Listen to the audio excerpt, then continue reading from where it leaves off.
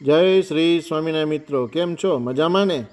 આ વિડીયો છેલ્લે સુધી જોતા રહેજો. આજે આપણે વાત કરીશું કે ડિજિટલ સ્કેમ એટલે કે ઓનલાઈન થતા ફ્રોડ એટલે કે ઓનલાઈન છેતરપિંડીથી કેવી રીતે બચવું. એમાં અમુક બાબતો ધ્યાન રાખવાની છે. જો તમે તે બાબતોમાં ધ્યાન રાખશો તો તમે ઓનલાઈન થતા ફ્રોડથી બચી શકો છો. જેમ કે તમારી વ્યક્તિગત માહિતીનું રક્ષણ એટલે કે તમારો ઓટીપી, પાસવર્ડ, પિન ક્યારે કોઈને આપવો નહીં. ઓટીપી ક્યારે આવે, તમે ક્યારે કેવાયસી કરતા હો અથવા તમે બેંકમાં પેમેન્ટ કરતા હો, અને પાસવર્ડ અને પિન જે તમારા ક્રેડિટ કાર્ડ, ડેબિટ કાર્ડ અથવા બેંક ઓનલાઈન બેન્કિંગના હોય છે, અને તે માહિતી ક્યારે બેંક માગતી નથી. જો તમને કોઈ કોલ આવે કે બેંકમાંથી અમે બોલી છે ને તમારો ઓટીપી, પાસવર્ડ, પિન આપો, તો વિચારીને આપો. અને તમારા જે પર્સનલ ડોક્યુમેન્ટ એટલે કે આધાર કાર્ડ, પાન કાર્ડ સામે અજાણી વ્યક્તિ હોય, જે વિશ્વાસુ વ્યક્તિ ન હોય, તેને ક્યારે આપ્યું નહીં. કેમ કે તમારા આધાર કાર્ડથી ઓનલાઈન પેમેન્ટ પણ થઈ શકે છે.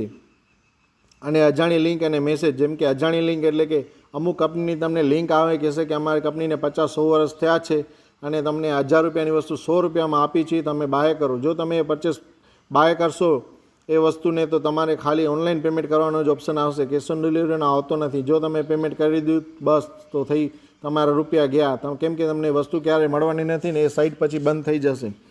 અને લોટરી ઇનામના એવા કોઈ મેસેજ આવતા હોય કે છે તમે 1000 રૂપિયા, 10,000 રૂપિયા, લાખ, કરોડ રૂપિયા જીત્યા છો, તો તમે નાના નાના ઇન્સ્ટોલમેન્ટ કરો. જો કરોડ રૂપિયા હશે તો તમને કહેશે 1000, 2000 અથવા 500 રૂપિયાનું નાના નાના પેમેન્ટ કરો. જો તમે એવા કોઈ પેમેન્ટ કરશો તો એ રૂપિયા તમને પાછા નહીં મળે, અને એ કોઈ એવી સ્કીમ હોતી નથી. તો એમાં ધ્યાન રાખવું.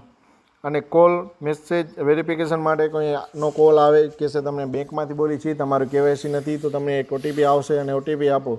અથવા કોઈ પણ કારણોસર કહેશે તમારે અહીં તમે ડોક્યુમેન્ટ સબમિટ કર્યા છે અને તમારે ડોક્યુમેન્ટ્સને વેરિફિકેશન માટે અમને ઓટીપી જોઈએ, તો તમે ક્યારે ઓટીપી ના આપો. જો તમે અજાણ હો અને જો કોઈ ઓટીપી આપો, તો જે ક્યારે પણ ઓટીપી આપો એ વસ્તુ તમારી સામે થતી હોય એટલે તમને ખ્યાલ હોય કે હા હું આ વસ્તુ કરી રહ્યો છું, ત્યારે જ ઓટીપી આપી.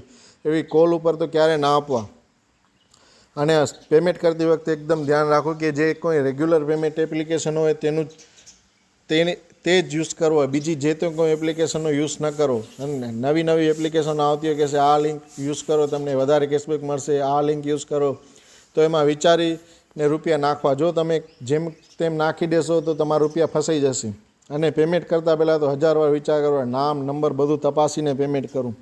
આ બધી બાબતોનું એકદમ ધ્યાન રાખશો તો તમે સાયબર ફ્રોડનો શિકાર થતાં બચી શકશો. અને કોઈ પણ મેસેજ, કોઈ પણ વેબસાઇટ, કોઈ પણ લિંક આવે તો વાંચવાની. અને જો તમને વાંચતા ના આવડતું હોય તો તમને આજુબાજુ કે એને બતાડીને પછી એના ઉપર એક્શન લેવા.